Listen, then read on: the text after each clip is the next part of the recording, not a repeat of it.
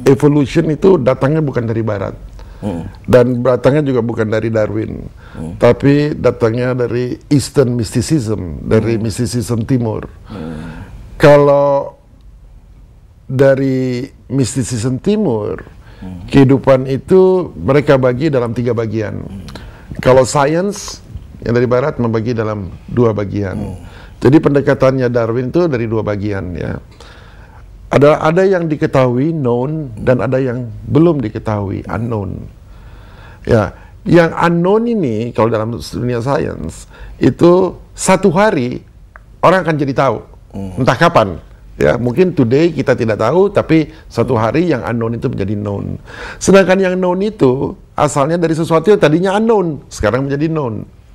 Ya, kalau dalam Eastern philosophy ada hal yang ketiga, namanya unknowable. Unknowable, tidak pernah diketahui dan tidak akan pernah diketahui. Ya, Eastern philosophy seperti itu. Nah, pendekatan kita harusnya bagaimana kalau di dalam di dalam soal level kesadaran? Kita harus kembali dulu ke kesadaran dulu. Ya, misalnya kita sudah lahir, sudah dihipnosis secara massal sehingga kita punya agama.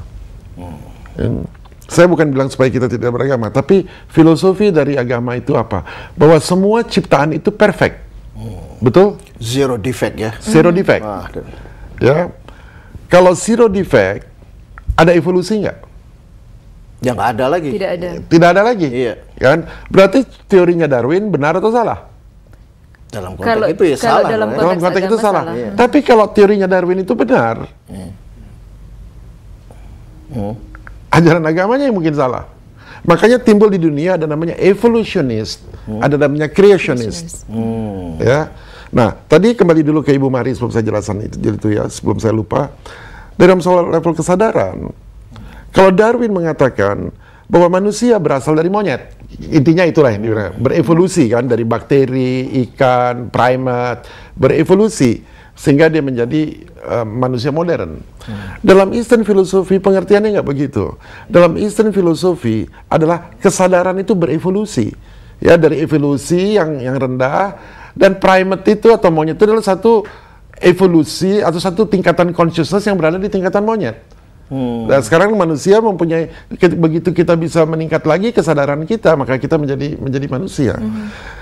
Ada yang namanya morphogenik sekarang mengatakan, ya, bahwa tingkat kesadaran seseorang, environment seseorang itu bisa merubah bentuk tubuh kita. Nah, jadi sekarang teori yang paling baru dari Profesor Gerbyaev mengatakan monyet itu kok bisa berubah jadi manusia, dan kenapa tidak diketemukan missing link? Karena ada satu situasi, suatu environment yang begitu luar biasa cepatnya berubah, ya, dan begitu cepatnya berubah sehingga being ini, monyet ini harus adjust, ya, dengan perubahan itu demikian cepatnya, ya, sehingga dia menjadi manusia.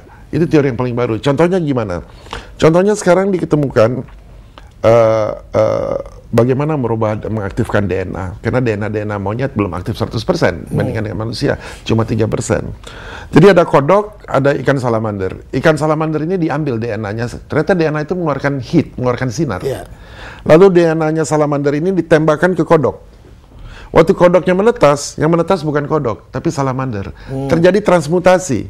Kenapa? Karena saya sebagai penemu DNA ini, ya bukan penemu DNA ini, yang mengambil DNA itu, dengan kesadaran saya menembakkan satu energi ke kodok tersebut, telur kodok tersebut, saya kirimkan energi sehingga DNA-nya aktif, ya, aktif sehingga berubah dia menjadi source-nya. Ya. Nah, demikian juga kita. Ya, waktu monyet mengalami satu environment, barangkali ada gamma ray, ya, yang begitu tinggi, gamma ray bervibrasi sehingga DNA ini berubah sehingga menjadi seperti kita. Dan kalau kita perhatikan tidak kebetulan, karena DNA monyet dengan DNA manusia 99% sama. 99% sama. Perbedaannya di mana? Di consciousness-nya. Jadi sebenarnya kalau di Eastern philosophy, apa yang ditemukan Darwin hanya mencerminkan consciousness yang berbeda, yang berbeda saja. Jadi kalau kita memakai filosofi Barat, survival of the fittest. Kita memakai filosofi Barat, survival of the richest. right? Sama kan? Hanya berbeda saja fitus. Kalau kita memakai Eastern philosophy, survival, jadi kita tidak memakai survival of the fittest, adalah changing of the consciousness, menjadi consciousness yang lebih tinggi lagi. Riches, kalau kita analogikan, bukan rich dalam pengertian uang, tapi rich di dalam wisdom you. Ya, jadi itu dua konsep filosofi yang berbeda. Sekarang agama ada di mana sekarang? Betul? Iya. Level kesadaran yang kenapa? Agama sekarang berada di mana? Memberikan kita. Agama tidak memberikan kita ruang untuk bukan agamanya, tapi tokoh-tokoh apa namanya, the Vatikanis, the Jihadianis ya, tidak memberikan kita ruang untuk memakai sains yang sekarang ini. Sains ini dipakai untuk melihat future dari God itu bagaimana sekarang, dengan melihat memberikan pandangan-pandangan baru. Misalnya kalau kita lihat di Islam, hak-hak perempuan kan sebenarnya kalau kita lihat kan hampir tidak ada. Hukum rejam itu masih ada. Tapi bagaimana sekarang kita kena Quran dan Alkitab, dan kalau kita lihat Alkitab Perjanjian Lama, itu banyak sekali hal yang sangat kejam. Sehingga saya pernah mengatakan sama orang tua saya, kalau ini Tuhan yang harus saya sembah, saya tidak mau menyembah Tuhan ini karena kejam sekali gitu. Tetapi ketika consciousness saya berkembang, saya melihat bahwa hal-hal yang kejam itu dengan consciousness baru itu hanya merupakan kiasan saja. Jadi ternyata kita kalau mau merejam orang, barangkali tidak perlu lagi dengan batu, barangkali cukup dengan bunga atau dengan kasih. Ya, jadi filosofinya bukan lagi dengan ini tidak boleh, tapi kita lemparkan batu-batu yang penuh kasih. Ya, batu-batu yang penuh, itu yang kita. Jadi bagaimana sains itu melihat agama, dengan bagaimana kita melihat agama itu dengan kesadaran baru dengan memakai sains.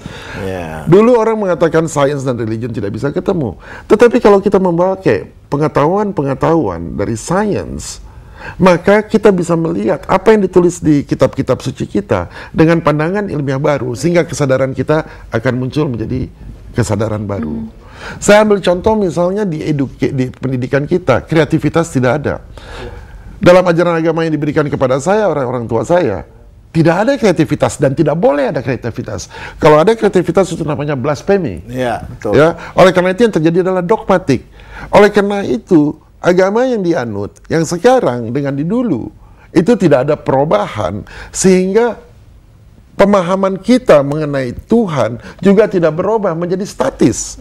Jadi artinya kita punya pengertian bahwa Tuhan yang kita sembah ini adalah Tuhan yang statis. Padahal menurut saya tidak, karena ciptaannya begitu dinamis dan Tuhan ini adalah dinamis. Jadi kita harus berani untuk mempunyai view baru bagaimana kita memandang ya pandangan kita mengenai Tuhan yang kita sembah. Karena tergantung dari kita, God's future tergantung dari pandangan kita, kesadaran kita.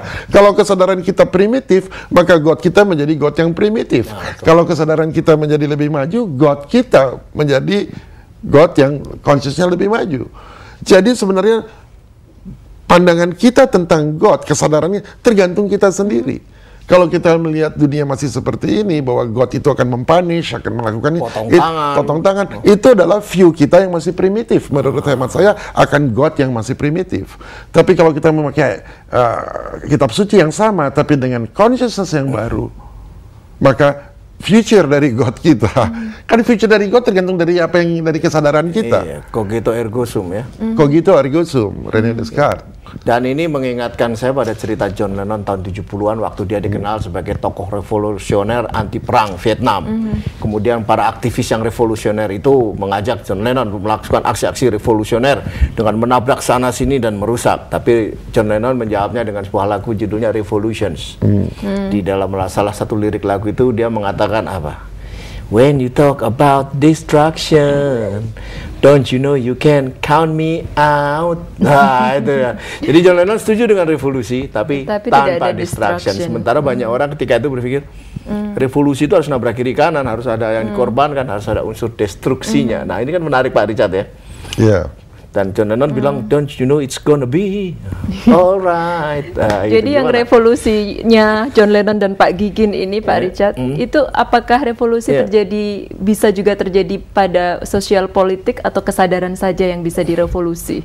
Ini pertanyaan menarik ya. Tapi sebelum kita lose track, kalau kita bicara revolusi, jangan sampai kita lupakan evolusi. Iya. Ya, karena evolusi itu menjadi penting. Agama kita pun, pemahaman kita, kesadaran kita juga berevolusi. Revolusi, ya. Nah, oleh karena itu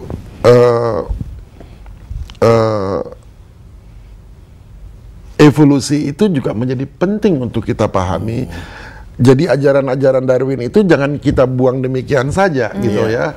Karena itu penting. The present is the key to the past, and the past is the key to the future. Nah, kalau kita melihat evolusi yang sudah sedemikian panjangnya dan demikian banyak agama diciptakan, sedangkan agama itu untuk memberikan security kepada kita, ya. Dan itu juga tidak berhasil menyatukan umat manusia, padahal asal kata agama adalah reunite, religere. Maka ada sesuatu yang salah dari kesadaran kita, ya. Dan sudah ribuan tahun seperti ini. Oleh karena itu pandangan-pandangan yang lama ini harus direvolutionize, ya, harus direvolutionize sehingga kita punya pendapat baru, pandangan baru. Nah, kalau kembali ke John Lennon, kata evolusi adalah perubahan yang cepat. Tapi dia kan mengatakan kalau itu halnya distraction, jangan panggil saya tidak mau ikut-ikutan. Coba kita lihat selama ini yang kita lakukan itu distraction atau tidak.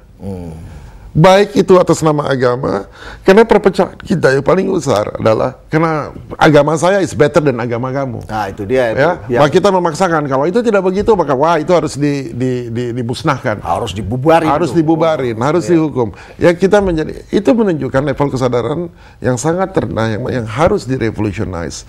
John Lennon mengatakan kalau itu untuk menghancurkan, destruction, sorry, jangan ajak saya. Ya. Nah, revolusi itu kita kenal dari revolusi politik, revolusi sosial, revolusi ekonomi. Sebenarnya revolusi itu tidak ada. Yang ada cuma adalah satu, revolusi di diri sendiri, revolusi spiritual, revolusi individual. Karena kalau kita bisa, kenapa? Karena kita punya soul.